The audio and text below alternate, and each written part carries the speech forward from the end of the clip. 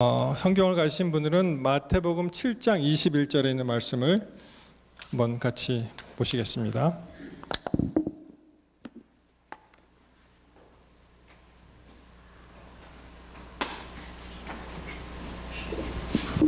마태복음 7장 21절입니다.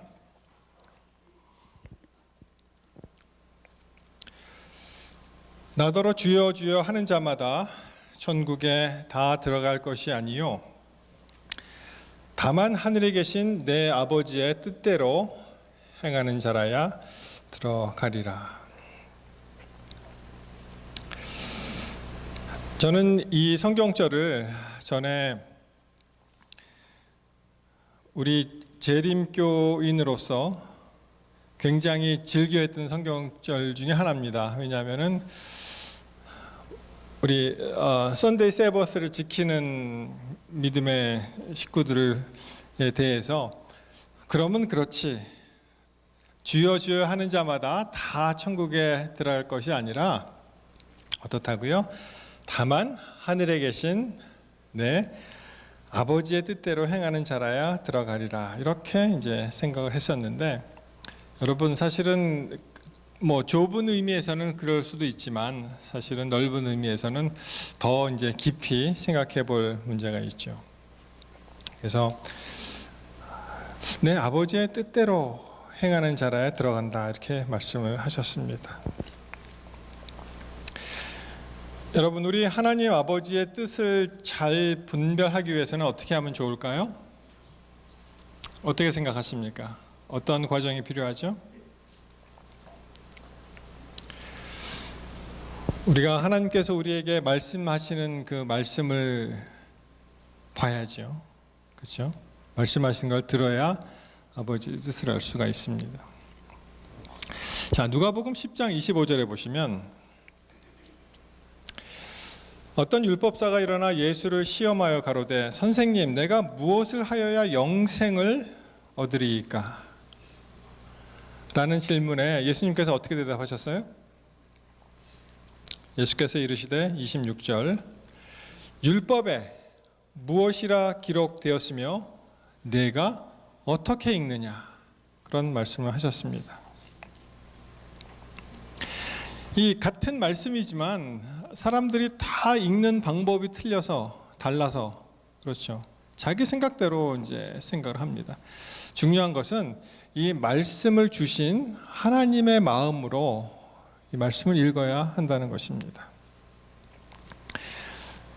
여러분, 동양과 서양의 차이점이 많이 있죠. 제가 어렸을 때는 우리나라는 좌측 통행을 했습니다. 지금은 이제 우측 통행으로 바뀌었지만, 그래서 차는 미국식을 따라서 오른쪽으로 갔고, 이 육교나 이런 데는 좌측 통행 써 있습니다. 왼쪽으로 이제 가는 곳입니다. 그거는 일본 영향을 받았다고 이제 볼 수 있는데, 미국에서는 911이라고 하죠. 한국에서는 119입니다. 반대가 됐어요. 그리고 한국식 표현은 큰 거로부터 작은 쪽으로 갑니다. 주소가 서울특별시 용산구 이천동 무슨 아파트 몇 동 누구 이렇게 가고, 서양식 미국식은 어떻습니까? 자기 이름이 맨 처음에 딱 등장을 해요. 이름 등장하고, 자기 길 이름 등장하고, 도로, 그 다음에 타운, 그 다음에 주, 그리고 이제 미국. 바뀌었어요. 많이 바뀌었습니다. 전에 몇 주 전에 한 강사 목사님 오셔서 그런 설교를 하셨죠. 어머니가 나가라 그랬더니 어떻게 했다고요? 이 어린 아들이 진짜로 나갔어요. 근데 나중에 알고 보니까 무슨 말을 했습니까? 어머니가 나가라 하는 말은 나에게 더 가까이 와서 내 말을 잘 들으라는 것인데, 그냥 어머니의 마음을 그 어린 아들이 읽지 못했죠. 나가라니까 순종하느라고 나갔습니다. 그렇죠? 이것도 반대예요. 사실은 서양과 동양이. 우리 한국 부모님들은 전통적으로 말을 안 듣거나 아이들을 훈육할 때 뭐라 그럽니까? 보기도 싫으니까 나가라 그러죠. 근데 사실 보기 싫다고 나가라고 하는 것은 아니었죠. 그냥 그렇게 표현을 했는데 그것을 이제 그대 고지고대로 받아들이면 그렇게 됩니다. 미국에서는요 나가라고 안 합니다. 대신에 그라운드라고 하죠. 그라운드라는 말 아시죠? 이 비행기가 날아다녀야 되는데 이게 착륙시키는 겁니다. 꼼짝 못하게. 그래서 영어 그 인포멀하게 영어 표현으로는 내가 지금 그라운드 중이다. 우리 부모님이 나를 그라운드 시켰다 하는 것은 이 제한을 하는 것입니다. 그래서 어떻게 그라운드 시킵니까? 보통 너 방에서 꼼짝하지 말고 나오지 말라 그렇게 하죠. 바뀌었어요. 한국에서는 나가라 그러고 미국에서는 뭐 파티에도 못 가죠. 네 성적이 좀 올라가기 전에는 이제 그라운드 기간이기 때문에 그런 소셜 어떤 미팅에 못 간다. 마찬가지입니다. 성경 말씀에서도 우리가 그 선악과 이야기를 할 때, 자 성경에서는 어떻게 말씀하셨죠? 선악을 알게 하는 나무의 열매를 먹지 말라. 내가 먹는 날에는 정령 어떻게 된다고요? 죽으리라. 반드시 죽는다. 여러분 그 말씀을 그냥 액면 그대로 받아들이면 굉장히 무서운 하나님이죠. 그렇죠? 이거 먹으면 너는 반드시 죽을 수밖에 없어. 그렇지만 이것도 어떻게 읽어야 됩니까? 예수님의 보혈의 피로. 이게 무슨 말씀이냐 하면은 내가 반드시 죽는다라는 선언이 아니고 너는 반드시 죽어서는 안 된다는 얘기예요. 절대로 죽어서는 안 된다. 그렇게 읽으셔야 됩니다. 이것을 먹는 날에는 정령 죽으리라가 너는 절대로 죽어서는 안 된다는 말이에요. 그 말이. 자, 영어에 재미있는 단어가 많이 있죠. 그 중에 nowhere라는 단어가 있습니다. 아무에도 없다 이런 뜻이죠. 여러분 이것을 어떻게 읽으십니까? 제가 벌써 질문하기 전에 답을 드렸네요. 그렇죠? nowhere. 그런데 nowhere라 읽는 방법이 있고 우리 아시듯이 now here. 그렇죠? 아무 데도 없다가 아니고 지금 여기 있다. 그렇게 이제 읽으실 수도 있습니다. 우리나라 말에 자살이라고 있죠. 스스로 목숨을 끊는 것입니다. 자기가 자기에게 사형 선고를 내리는 거예요. 참 그 자살한 가정에 방문을 하면은 정말 마음이 답답합니다. 뭐라고 어떻게 위로를 해야 되는데 잘 안 되는 거예요. 전에도 한번 그 고등학생인 아들 꽤 장성했었죠. 고등학생 정도면. 근데 그 어머니가 목숨을 끊었어요. 우리 교회인인데 이 아들이 30이 넘어서 제 앞에서 펑펑 우는 거예요. 어떻게 어머니가 나를 버릴 수가 있느냐. 굉장한 이 상처가 있는 것입니다. 그 에이비에이션 그 사상 그 히스토리 중에 그 항공 히스토리 중에 이 말레이시안 에어라인 벌써 4년 지났습니다. 2014년 3월 8일에 일어났으니까 이 MH370이라는 그러한 비행기가 있었는데 쿠알라룸푸르에서 그 베이징으로 가는 비행기였는데 갑자기 사라졌어요. 4년이 지났는데 아직 뭐 날개 파편은 뭐 떠밀려서 아프리카에 뭐 도달했다고 하지만 거기에 239명의 승무원과 승객들이 깜짝까지 사라졌습니다. 무슨 버뮤다 삼각지대 그런 말 들어보셨지만 그런 것도 아니고 갑자기 이제 사라진 거예요. 그런데 보니까 이 수수께끼 같은 일을 풀기 위해서 Mystery of MH370 그거를 이제 쭉 풀기 위해서 어떤 호주 작가가 책을 하나 저술을 했는데 그가 내린 결론은 이분이 이제 50세 된 당시 50세 된 그 기장이었고요. 이 옆에 있는 분이 이제 부기장이었는데 참 이상하죠. 왜냐하면은 사람들이 이제 그 전문가가 추측하기를 아마도 그 수어사이드 미션이었을 것이다라고 이제 추측을 합니다. 왜냐하면은 239명의 사람들이 사라졌는데 이륙 후 40분 만에 레이더에서 사라졌고요. 그리고 아무 흔적이 없는 거예요. 아무리 그 뭐 물론 건초더미에서 이 바늘을 찾는 어려운 일이었지만 뭐 없습니다. 이게 아무리 찾아봐도. 그래서 일부러 이 기장이 그 교신을 끊고 한 이륙 후 40분 후에 그 마지막 말이 Good night 말레이시아라는 말이었어요. 안녕 말레이시아 그런 말이었는데 이것이 여기서부터 이제 쭉 올라가서 베이징으로 갔어야 되는데 아마 항로가 굉장히 이상하게 이제 내려가서 이게 오스트레일리아입니다. 그래서 대충 이 인도양 어디에 이제 가라앉았을 것이다 이렇게 생각을 하는데 이것이 비행기가 이제 높이 올라가면은 이제 산소가 희박해집니다. 그러면은 이제 기장이 이 수어사이드 미션을 하기 위해서 자기는 산소호흡을 달고 나머지 사람들은 다 이제 혼미하게 되는 것이죠. 그래서 뭐 아무 교신이 없어요. 이 떨어질 때 뭐 전화 시도를 한다거나 그런 흔적이 전혀 없습니다. 그래서 결국에는 연료가 한 6시간 날아가서 연료가 다 소모된 다음에 다시 비행기 고도를 낮춰서 이 수면 위에 착륙을 하고 그러니까 뭐 온전히 이 기차가 파손이 안 되죠. 그리고 이 시간이 지남에 따라서 이것이 바다 밑으로 가라앉지 않았나 이렇게 생각을 합니다. 그래서 그 책을 낸 사람에게 질문을 합니다. 리포터가 쭉 얘기해서 그렇게 됐군요. 그렇지만 그러면은 이 자살의 이유가 무엇입니까? 이렇게 물어봤어요. 그랬더니 나는 이 비행 사고에 대해서 전문가적인 지식을 가진 사람이지 그것은 다른 전문가한테 이제 물어봐야 됩니다. 이렇게 대답을 못했는데 여러분 이 자살이라는 단어도요 사실 자살하면은 자살을 읽지만 거꾸로 읽으면 어떻게 됩니까? 살자가 되는 거예요. 완전히 다르죠. 하나는 죽음을 나타내고 하나는 이제 삶을 나타냅니다.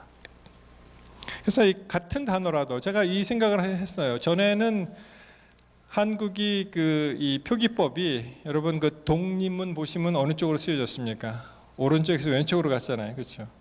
그래서 이것도 옛날식으로 읽으면은 이렇게 살자가 되는 것입니다. 다 마찬가지입니다. 이 아전인수라는 그러한 말하자면 이제 사자 성어도 어떻게 되는 것입니까? 이것도 자기에게 유리하게 다 해석하는 거잖아요. 이 문자 그대로 자기 밭에 물을 댄다라 그런 뜻 아닙니까? 그렇죠? 근데 비슷한 표현이 Every miller draws water to his own mill 이 영어식 이제 표현인데요. 자기 자신에게 이제 유리하게 적용을 하는 것입니다. 여러분 사실 어떠한 말씀이 주어졌을 때 그 근본 개념을 잃어버리면 나머지 굉장히 그 아웃사이드에 있는 것에 더 이렇게 관심을 갖게 되죠. 그래서 자기에게 이제 유리하게 적용을 합니다. 우리 안식일을 지키는 우리 무리죠, 우리들은. 그래서 이런 재미난 그런 이야기가 있습니다. 이것이 금요일 해지는 시간부터 안식일 해지는 시간까지 이제 안식일을 우리가 지키는데 여러분 근본 개념은 어때요? 이 안식일 중요한 시간에 하나님과 더 많은 시간과 교제를 갖는 것인데 사람들이 아주 작은 일에 관심 갖게 되면은 오늘 몇 시에 해 가죠? 이렇게 얘기합니다. 그렇죠? 제가 매번 이 주보를 만들면서 이 해가 점점 늘어나요. 금요일. 오늘 8시 19분인가 그렇습니다. 이 run apart time으로 이렇게 되는데 금요일에는 사람들이 어떻게 생각하냐면은 금요일에 해가 빨리 지는 거를 좋아하겠어요? 늦게 지는 걸 좋아하겠어요? 뭐 사람에 따라 다르겠죠. 이제 정말 안식일을 기념하고 정말 좋은 그런 일을 하는 분들은 빨리 해가 져서 빨리 안식일 와야죠. 그렇지만 대부분 일에 쫓기거나 할 일이 있으면은 좀 늦게 지는 것을 원할지도 모르겠어요. 그러면 사람들이 뭐라 그러냐면은 저 서쪽 하늘을 보면서 저렇게 저녁 노을이시면은 저 정도면 저 해가 안 진 거야. 그리고 이제 더 늘려서 이제 생각을 하고요. 반대 입장으로 이제 토요일 날 그 밤에 해가 질 때는 빨리 졌으면 좋겠습니까? 늦게 졌으면 좋겠습니까? 똑같은 상황에서 저렇게 저녁놀이 있으면 벌써 저건 해가 진 거야. 그렇게 이제 아전인수격으로 이제 해석을 합니다. 그런데 그 유대인들에 관한 이야기를 들어보니까 저희 아이가 그 LA에 학교를 다닐 때 안식일에 그 예를 들어서 이제 시험을 보게 되면은 이게 못 보니까 이제 교수님만 찾아가서 부탁을 합니다. 이러한 종교적인 이유로 해가 진 다음에 이제 시험을 하겠습니다. 그러면 저희 아이는 그냥 이렇게 해 지는 시간에 맞춰서 이제 해 진 다음에 시험을 보는데, 같은 입장에 있는 유대인 학생이 있었어요. 유대인 학생이. 근데 그 학생은요, 그러니까 기본적으로 해 지는 시간에 2시간을 더해서 시험을 본다 그래요. 2시간, 그러니까 확실히. 그래서 제가 찾아보니까 유대인들의 개념에는요, 해 지는 시간을 해가 지고 최소한 별이 3개 떴을 때, 그때 이제 해가 졌다, 이렇게 이제 생각을 한다고 합니다. 자, 우리가 이 하나님의 뜻을 알기 위해서 전에는요, 구약에 보시면은 제비 뽑는 일이 있었습니다. 여러분 기억하십니까? 언제 제비를 뽑았나요? 구약에 대표적인 경우가 여호수아 얘기가 있습니다. 여호수아 18장 10절에 보시면 여호수아가 그들을 위하여 실로는 지명이죠. 실로 여호와 앞에서 제비를 뽑고 그가 거기서 이스라엘 자손의 분파대로 땅을 분배하였더라. 가나안 정복 그 사건이 끝난 다음에 지파 간 땅 분별은 단 한 가지 방법이었습니다. 그들이 제비 뽑아서 땅을 나눠 가졌던 것입니다. 구약 시대에 그런 일이 있었어요. 또 여러분 잘 아시는 그 아간의 죄 아시죠? 아간이 몰래 그 물건을 훔쳤을 때 그가 지파수대로 뽑히고 그 다음에 족장대로 뽑혀갖고 결국은 아간이 이제 그 죄가 드러나는 그런 일도 있습니다. 또 하나는 이 요나 스토리죠. 요나가 탄 배가 이제 가라앉게 되었을 때 그때 사람들이 그들의 신을 부르면서 아무리 이것을 해결하려고 해도 할 수가 없어서 그 다음에 무심코 자고 있는 요나를 깨워서 너는 누구냐 도대체, 너희 신은 누구냐 이렇게 하다가 그들이 이제 제비를 뽑았더니 누가 뽑혔어요? 그들이 서로 이르되 자 우리가 제비를 뽑아 이 재앙이 누구로 인하여 우리에게 임하였나 알자 하고 그 제비를 뽑으니 제비가 요나에게 당한지라. 실제로 이런 일이 있었습니다. 뭐 지금과는 좀 다르죠. 구약 시대에는 직접 하나님께서 아브라함에게 나타나셔서 말씀하셨죠. 뭐 그 전으로 가면은 아담 하와에게 직접 뭐 말씀하신 경우도 있고. 여러분 지금도 우리가 기도를 열심히 하고 그리고 이렇게 주사위를 굴려도 될까요? 하나님의 뜻을 알기 위해서. 잠언 16장 33절을 보면 이런 말씀이 있죠. 제비는 사람이 뽑으나 모든 일을 작정하기는 여호와께 있느니라. 요나의 경우 그렇습니다. 사람이 뽑았지만 하나님께서 응답하셨다고 보고, 잠언 18장 18절에 보시면 제비 뽑는 것은 다툼을 그치게 하여 강한 자 사이에 해결하게 하느니라. 그래서 마치 이 구약 성서를 쭉 보시면은 이 제비 뽑는 일이 어느 정도 보편 타당한 그런 방법으로 전해져 내려온 것을 알 수 있고 또 그렇게 사람들이 생각했습니다. 그래서 이 제비 뽑는 게 이제 있는 거예요. 여러분 그러면은 신약 시대로 와서는 어떻게 됐을까요? 신약 때는 신약에도 제비 뽑는 그러한 일이 있었습니까? 지금 시대는 어떻습니까? 이렇게 주사위를 굴려서 하나님 6번이 나오면 제가 이 일을 하고 5번이 나오면 이 일을 하고 3번이 나오면 이 일을 하고, 이게 가능할까요? 신약 시대에는 크게 이제 세 가지 제비 뽑은 형태가 나옵니다. 첫 번째는 누가복음 1장 8절 9절 보시면 그 사가랴 그 제사장 이야기가 나오는데요. 마침 사가랴가 그 반열의 차례대로 제사장의 직무를 하나님 앞에 행할세 제사장의 전례를 따라 제비를 뽑아 주의 성소에 들어가 분향을 했다. 이런 말씀이 나옵니다. 제사장이 자기가 할 일을 갖다가 어떻게 했다고요? 제비를 뽑아서 그것을 알도록 그렇게 했다. 두 번째 사건은 여러분 잘 아시듯이 그 예수님 십자가상에서 이제 돌아가셨을 때 그들이 속옷을 어떻게 했어요? 제비를 뽑아서 누가 가질 것인가, 그런 대목이 나옵니다.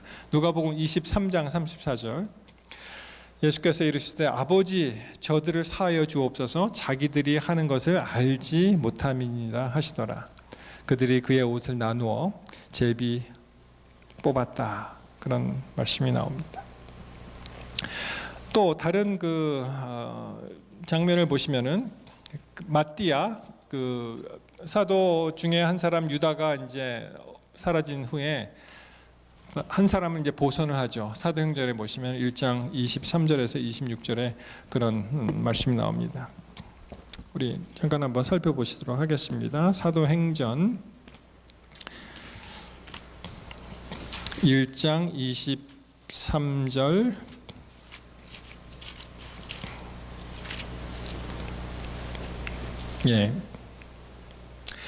저희가 두 사람을 천하니 하나는 바사바라고도 하고 별명은 유스도라고 하는 요셉이요, 하나는 마띠아라. 이제 두 사람이 천거가 됐습니다. 하나는 마띠아고 하나는 유스도라고도 하는 요셉이 이제 천거됐는데 그 둘 중에 누구를 선택할지 몰랐어요.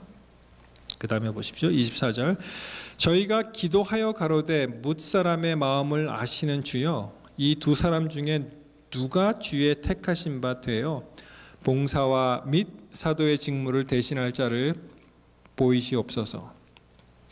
유다는 이를 버리옵고 제 것으로 갔나이다 하고, 26절에 보시면은 제비 뽑아 마띠아를 얻으니 저가 11사도의 수에 가입하니라. 그래서 이 두 사람 중에 결국 선택을 받은 사람은 어떠한 방식으로? 제비를 뽑는 방식으로 이렇게 행해졌다는 것입니다.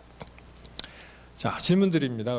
그러면 현재 우리도 기도 열심히 한 다음에 이쪽에는 종이를 쥐고 한쪽은 종이를 안 쥐고 섞은 다음에, 하나님 이 집을 꼭 사야 되는데 제가 넣어서 종이가 나오면 사는 걸로 알겠습니다. 나머지는 다 하나님이 책임지십시오. 그렇게 하는 것이 과연 타당한지 여러분 어떻게 생각하십니까? 하나님의 뜻을 발견하는 62가지 방법이라는 책이 있습니다. 그런데 이 책을 이제 전에 구역반에서 이 책을 쭉 같이 같이 이제 연구할 기회가 있었는데요. 거기 보면은 153페이지에 이런 말씀이 나와요. 초대 교회에서는 하나님의 뜻을 알기 위해 제비를 뽑았다는 기록이 더 이상 나오지 않는다는 사실이 의미심장하다. 지금 마지막을 읽어드린 그 말씀 외에는 그 다음에 없습니다. 제비 뽑았다는 기록이. 그리고 성령님이 임하셔서 하나님의 백성 안에 거하심으로 인도하심의 외적 수단에 의존할 필요가 없어졌다. 그러니까 무슨 말입니까? 오순절 강림 이후에 성령께서 우리 마음에 역사하심으로 그 다음의 사건들은 모든 사람들이 서로 합의에 의해서 이제 사람들도 뽑고 그런 기록이 이제 없는 거예요. 제비 뽑았다는 기록이. 그것이 이제 사도행전 6장에 가시면은 6장 5절 6절에 이 다른 지도자를 뽑을 때 제비 뽑은 얘기가 나오지 않고 이렇게 나오죠. 온 무리가 이 말을 기뻐하여 믿음과 성령이 충만한 사람, 이제 7 집사를 뽑을 때 스데반과 또 빌립과 브로고로와 니가노르와 디몬과 바메나와 유대교에 입교했던 안디옥 사람 니고라를 택하여 사도들 앞에 세우니 사도들이 기도하고 그들에게 안수하니라. 그 이외에는 없습니다. 성령님 오순절 성령 강림 후에 우리가 찾아볼 수가 없어요. 여기서 보시듯이 그들이 이제는 어떻게 했다고요? 이제는 기도하고 그리고 합의해서 사람을 뽑은 것을 알 수가 있습니다.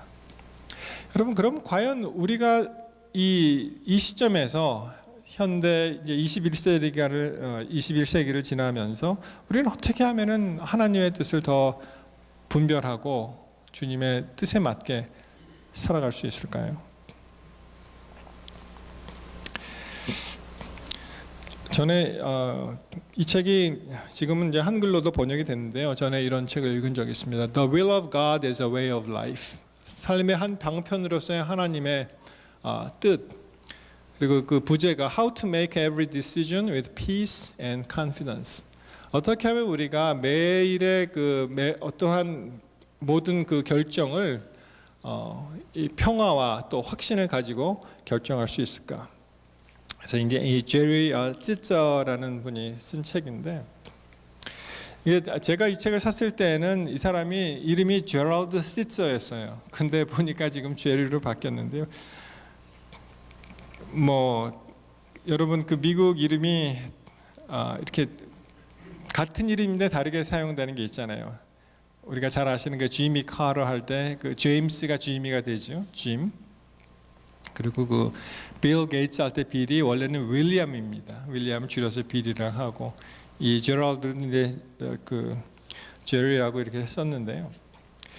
이분의 그 이야기를 들어보면은 참 어떻게 이럴 수가 있나 할 정도로 드라마보다 더 드라마틱한 그런 일이 있습니다. 먼저는 자기는 의사가 되고 싶었어요. 그래서 모든 이제 대학을 진학할 때 의대를 가기 위한 그러한 공부 아니면은 이것은 한 여름에 정말 땀 뻘뻘 흘리는 이 하찮은 일들, 이 일상적인 그런 일들, 그 chore 그런 걸로 이제 생각을 하고 있었는데, 사람들 일이 모르죠. 어떻게 전개가 될지.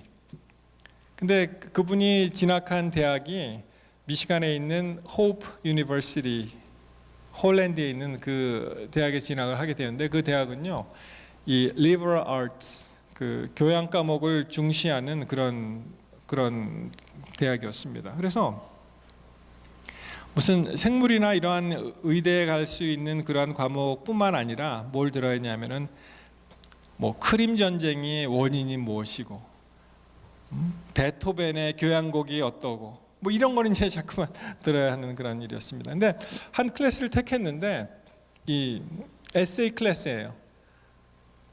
근데 너무 하기 싫은 거예요. 이게 아무 상관이 없는 거예요. 의대 가는 거하고는. 그래서 이제 빈둥빈둥 놀면서 잘 서류도 숙제도 제출하지 않았는데, 한 번은 선생님이 그런 얘기를 했습니다. 나는 의대 가기 위해서 극작가가 될 꿈이 없습니다. 나는 필요 없습니다. 그랬더니 이 선생님이 뭐라 그러냐면은, 그 닥터 낸시 밀러라는 분이 뭐라고 얘기하냐면은, 모른다는 거예요. 너의 인생이 어떻게 변할지 you never know how it'll turn out to be. 그렇게 얘기를 했습니다.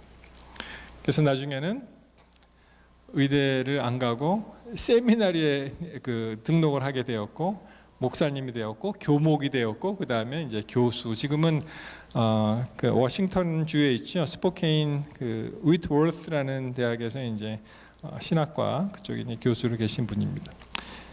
이분의 영상을 잠깐 한번 들어보시겠습니다. I've been acutely aware of that because of my own journey. I married when I was very young. My wife, first wife Lynn and I had troubles conceiving children. Finally we had 4 in 6 years. 2 years after she gave birth to our youngest son John, she was killed in a tragic drunken driving accident. I was driving, all our kids were together. I lost a daughter and I also lost my mother who was visiting us for the weekend. So 3 generations of women disappeared, literally in a moment of time. My mother Grace, my wife Linda, and my daughter Dinah Jane. And so all of a sudden I realized more acutely than before that my world, in this case a world of unbelievable tragedy and loss and pain, also needed to hear the wisdom of the ancients. And in a strange kind of way, I don't even know if this is going to make sense, I began to study more and more for myself. 예, 개인적인 그런 이야기지만 참 하루에 3대를 잃어버렸어요. 자기가 이제 운전을 하고 갔었는데, 근데 이제 반대쪽에서 오는 그 drunken driver, 차선을 뛰어넘어서 그 차를, 자기가 운전했던 차죠, 자기 어머니는 일주일 그 주말을 보내기 위해서 왔는데 돌아가시고, 자기 아내가 거기서 숨지고, 그리고 또 자기 딸이 죽는, 문자 그대로 3대가 순식간에 그냥 사라지는 그런 일이 있었습니다. 그의 책에 보면은 이런 이야기가 나옵니다. 이제 그 미래를 예측하는 것은 참 불가능하다, inability 그런 이제 생각을 하게 되면서 다른 방법을 한번 그럼 찾아보자 했는데 그 방법도 유일한 것이 아니었고 두 번째 그 실마리가 뭐였냐면은 자기가 겪은 상실로부터 오는 고통에서 이제 발견을 하게 되었다 그렇게 이야기를 합니다. 그래서 그 아까 말씀드렸던 대로 그 아내 린다 사이에서 그 아이를 갖는 것이 굉장히 힘들었습니다. 그래서 결국은 아이를 갖게 되었지만 6년 동안에 이제 4명의 자녀를 갖게 되어서 아들 둘, 딸 둘을 낳았고 무척 행복하였어요. 그래서 우리의 삶 속에서 이것이 하나님의 뜻인 줄 알았는데 갑자기 1991년 가을에 그러한 행복이 멈춰 섰던 것입니다. 왜냐하면 술 취한 음주운전자가 차선을 뛰어넘어서 자기의 벤에 충돌하여서 아내와 어머니 그리고 딸이 목숨을 잃었고 나머지 4명은 살았는데 그 중에 제일 막내가 2살밖에 안 된 존이 심하게 다쳤고 캐서린은 8살, 데이빗은 7살이었고 이 본인 자신은 그냥 다쳤지만 병원에 입원할 정도로 그렇게 심하게 다치지는 않았다고 그렇게 기술되어 있습니다. 그래서 이 사람이 이러한 참 비극적인 어떻게 보면은 생각하기 어려운 그러한 일을 당하면서 하나님의 뜻에 대해 생각하게 된 것입니다. 그가 이렇게 얘기합니다. 나와 린다, 자기 첫 번째 부인 린다와의 결혼은 하나님의 뜻이라고 생각하였고 6명의 행복한 가족은 하나님의 뜻이라고 가정하였으며 우리는 견실하고 번창하는 생활을 함께하며 이것이 하나님의 뜻이었다. 사람들이 우리를 참 이상적인 가정이었다고 생각했는데 어떻게 이러한 비극이 우리에게 일어나게 하나님은 허락하실 수 있단 말인가? 하나님이 갑자기 그분이 우리를 향한 생각을 바꾸셨다고 나는 믿을 수 없었다. 좋은 결혼, 건강한 가정이었다. 그렇다면 어떻게 트라우마를 겪는 세 아이의 아내 없는 아버지가 된다는 것이 하나님의 뜻이라고 할 수 있을까? 나는 이러한 경험으로 하나님의 뜻이 무엇일까 다시 생각하게 되었다. 하나님의 계획은 오직 나에게 좋은 삶일까? 그렇다면 나는 나에게 일어나는 고통을 어떻게 하나님의 뜻과 합쳐서 이해할 수 있을까? 아니면 하나님은 내가 생각하는 것과 전혀 다른 그러한 것들을 계획하고 계신가? 그것은 여전히 나에게는 좋은 것이었지만 한편 어렵고 고통스러울 수 있을까? 그렇다면 내가 이해하는 하나님의 뜻에 대한 나의 접근 방식은 완전히 잘못되었음을 직면하게 되었다. 자, 이분이 이 갈등을 느끼고 어려운 그 일에 처한 것이 무엇이었습니까? 자기는 정말 행복하게 아내와 4 자녀를 낳고 그렇게 견실하게 아이들한 가정같이 살았는데 갑자기 어떻게 됐다고요? 순식간에 그것이 이제 무너지면은 이제 고민을 하는 거예요. 그러면은 이것은 무엇이냐? 내가 이렇게 잘 사는 것이 하나님 뜻이 아니라는 말이냐? 이러한 이제 반문을 하게 되었던 것입니다. 그가 이렇게 얘기하죠. 나는 사랑하는 사람들의 죽음을 극복하지 않았다. 나는 그 이별, 손실, 상실을 흡수하여 마치 흙이 썩어지는 물질을 흡수하듯 나를 이루는 한 부분이 될 때까지 그것을 받아들였다. 그래서 자기의 그 일어났던 일을 갖다가 이 고통을 하나님의 뜻과 이제 잘 결합하여 그 승화시키는 그런 과정을 이 책 말고 또 더 다른 좋은 책이 있습니다. 이분이 이 책을 쓴 이유가 뭐 손쉽게 이 하나님의 뜻을 발견하는 방법 5가지 그것을 주기 위해서 쓴 게 아니라고 얘기했어요.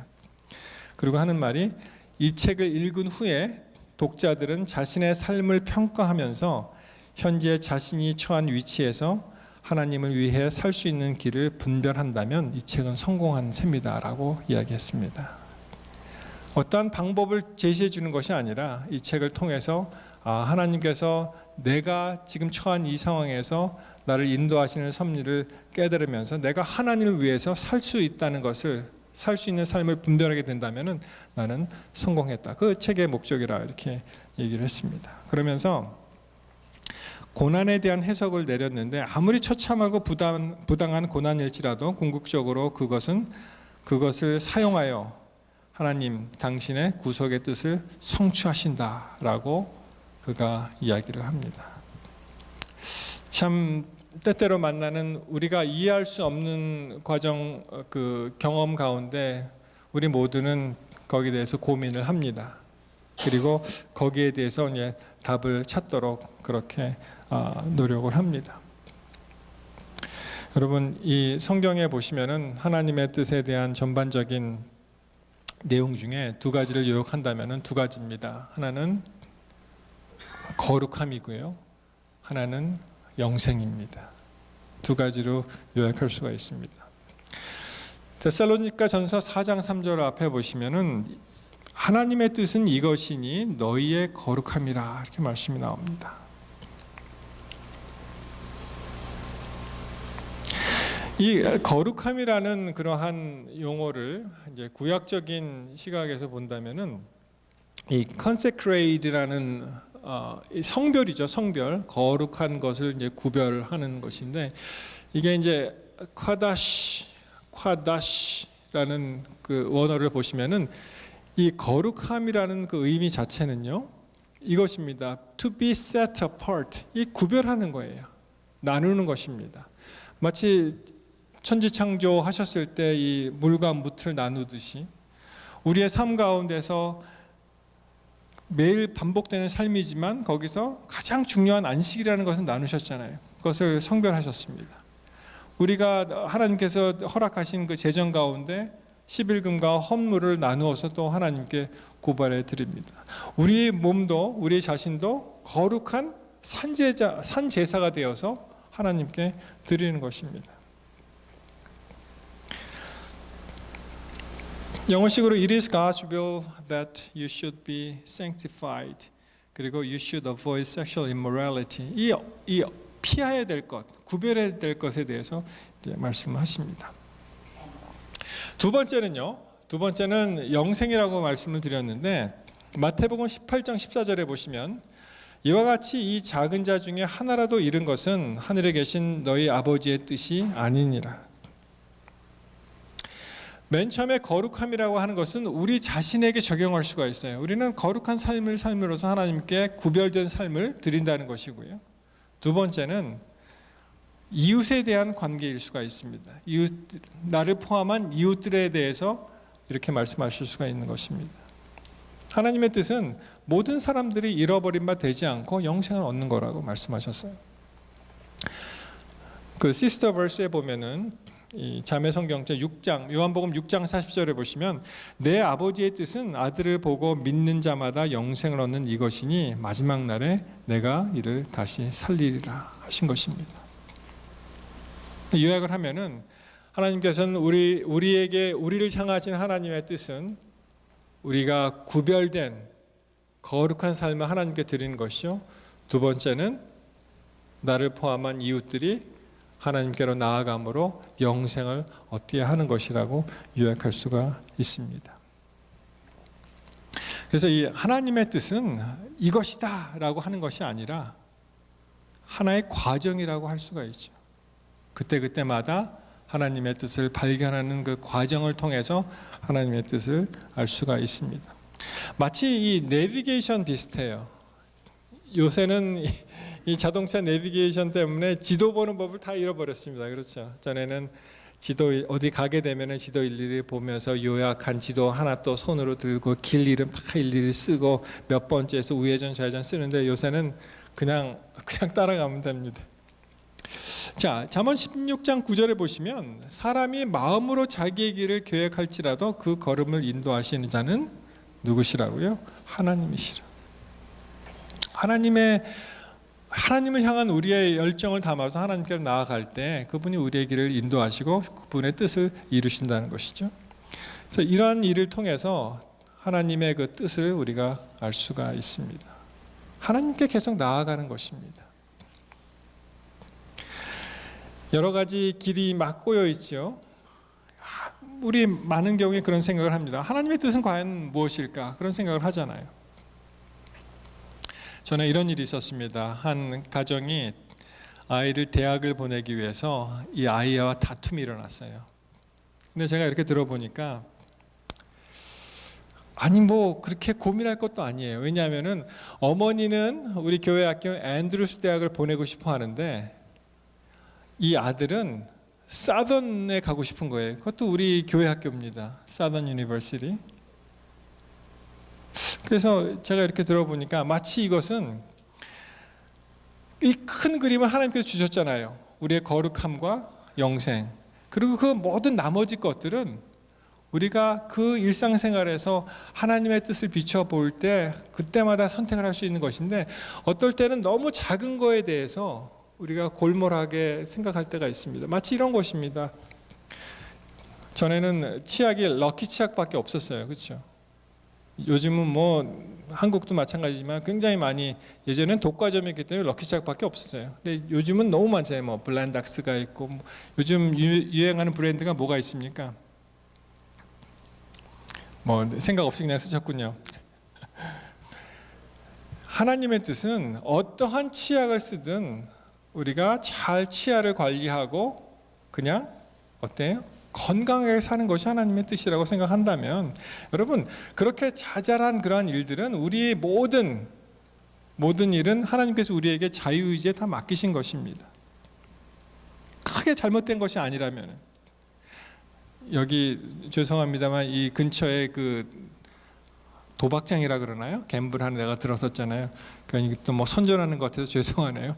근데 그거를 보면서 사람들이 아주 실망을 했습니다. 왜냐하면은 아니 도박을 하려면은 자기가 시간 있고 돈 들여갖고 멀리 떨어진 데 가서 하란 말이에요. 근데 왜 여기 우리가 사는 데 있냐 하는 거예요. 아주 이쪽 현지 주민들이 굉장히 싫어했습니다.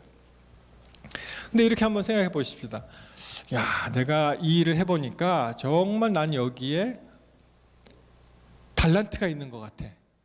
그러면은 하면 할수록 굉장히 잘하는 것 같아. 그리고 여기에 내가 열의가 있어. 그렇다고 그것이 그렇게 해도 됩니까? 아니잖아요.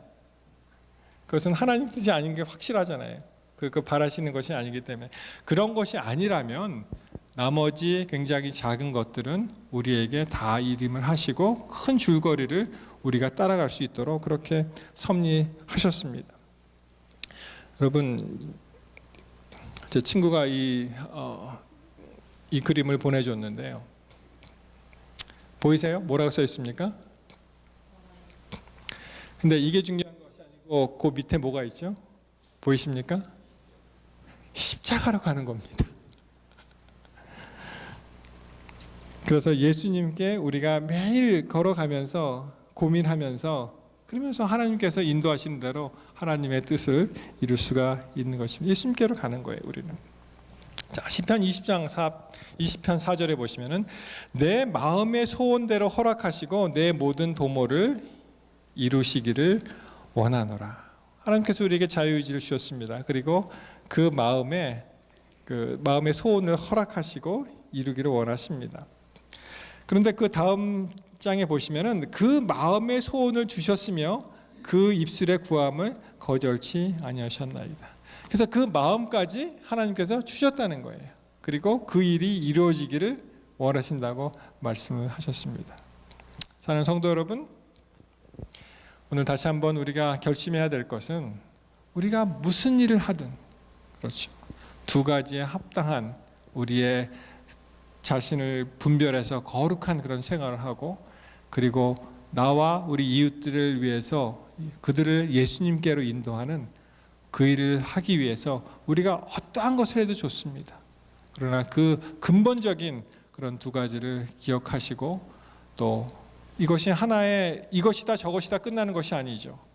하나의 과정으로서 우리가 모든 사람이 하나님께 향한 그런 열정으로 오늘도 내일도 계속 주님 앞으로 달려나가게 되시기를 이 시간 간절히 바라면서 말씀을 마치겠습니다.